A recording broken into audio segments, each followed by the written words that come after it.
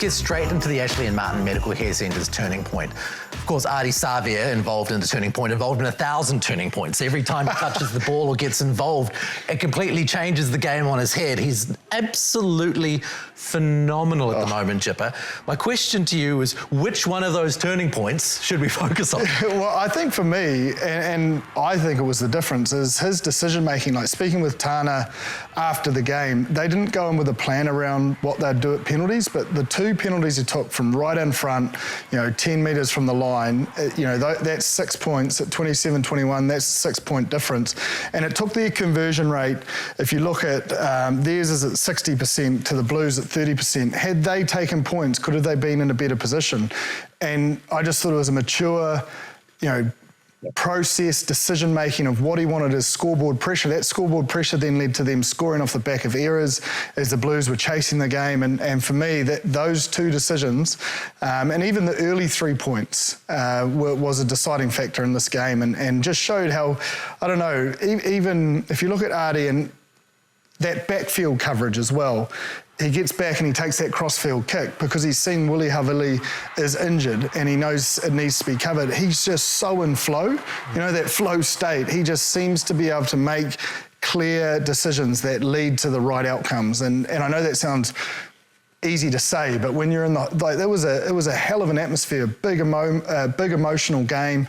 Blues versus Moana Pasifika, he was just on. And even when he didn't get that try that he wanted, it gathered the group, they scored again 5-10 minutes later. They had a full role reversal in terms of the way that, he is the captain and the leaders in that side just dominated with clarity all night. And you're comparing it to the Highlanders game where they lost their rag a little bit.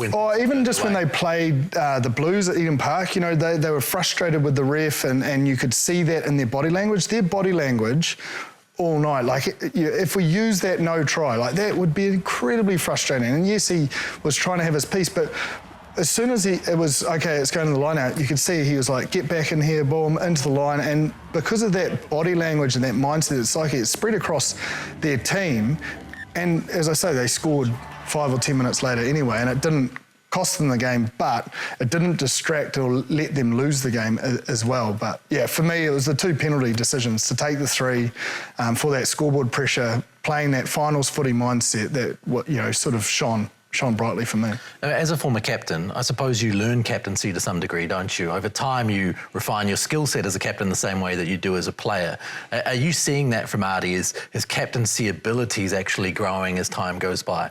Yeah, he's always had a good feel for the game, but it was just, and why I mentioned speaking with Tana is, what plans were in place, and he was like, no, it's all about the feel. So I think, between the coaching staff and Ardie, they're not going in with prescribed plans, but they're smart enough just to take a breath, assess, look at the clock, look at the scoreboard, maybe buy a little bit of time if there's a message that you can get from the sideline to make clear that you've got all the facts before making that decision. I think that calmness and that composure that, he showed in particular throughout the whole 80, definitely defined, and everyone else in that Moana Pasifika side fed off.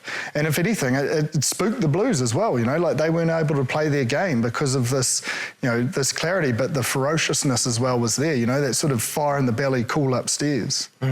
It's hard to think that there's been a better Super Rugby season by an individual player ever. I mean, we knew Ardie could do breakdown turnovers, we knew he could carry the ball really strongly, we knew he had all of those skill sets that he's done for the All Blacks for some time, Brenner. But what elements of his game have you seen this year that you haven't seen before? Where are the places where you've seen Ardie really step up to go from great to just out of this world? It's been able to have an understanding where he needs to pop up in tight moments of the game. Because if you look at any time in the season when they've needed a play or needed something to happen, and I guess there's a lull in the momentum with the Moana Pasifika, he comes in and is able to do it. Now, whether it's a turnover, whether it's a steal, whether it's a spiral kick that you can kick 60 metres, whether it's a chip and chase, whether it's an understanding, a defensive read to be able to be in the back line, to be able to take that ball with William Havili out.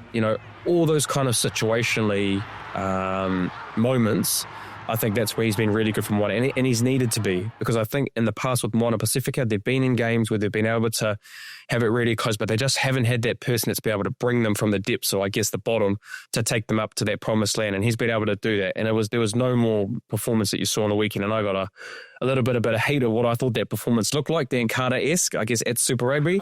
That Jipper and I did have a wee little laugh before we came on air, but that's what I think, Ross. It's the situationally, the moments that he's having when it's required from Moana Pasifika to get wins. He's at the forefront of it, and he's deserved it to win the MVP race with 2 games in hand. So you're saying the Super Rugby version of Dan Carter versus the Lions? We laughed about it, and I think I was kind of just maybe peppering Jip with obviously the outcome of the result as well at that time, saying it. But look, we do know that Dan Carter, we've touched on it, that that's probably the best performance we've seen from a rugby player, and especially on the international stage. But look, at Super Rugby level, it's hard to argue, a performance I can think off the top of my head where someone single-handedly won a performance. And sorry, that's not to take away from the Moana Pasifika guys that were playing very well for that game, but 21 carries, the amount of effort and work rate you have to do to be able to put yourself in that position. The chip and chase, the spiral kick for 50 metres, on the edge smart play that Jip's touched on to be able to cover the backfield, and then obviously break down turnovers to be able to win a game, especially that last one. Did I miss anything else? Is there anything else that you can't do as a rugby player? No, I mean, there isn't. But I think as well, like for me, Ardie's always been a central figure of any team he's been in, so oppositions target him.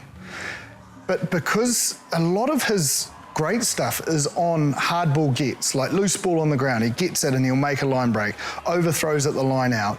And because you can't plan for that, that's when he's getting most of his pay. Like a lot of his 19 carries are from turnovers won or loose balls or, loose carries from the opposition. So I just think as I say, it's like that flow state in terms of when he actually carries, he's still... There's no way a defence is ever going, we don't know where he is. They know where he is, but when he injects, he's so clear on the defensive pitches that he can just... Because all those metres at Bryn, 85 metres of his 117 or whatever were post-contact. Like going out the backs, and then, he creates... Out of all his carries, 84% gain line and then 64% lightning quick ball for others to shine. Like, I just think he's got such a clear balance in his decision-making process, both on attack and D, when he can best utilise his skill set and when he can best utilise it as a distraction for others to utilise their skill set.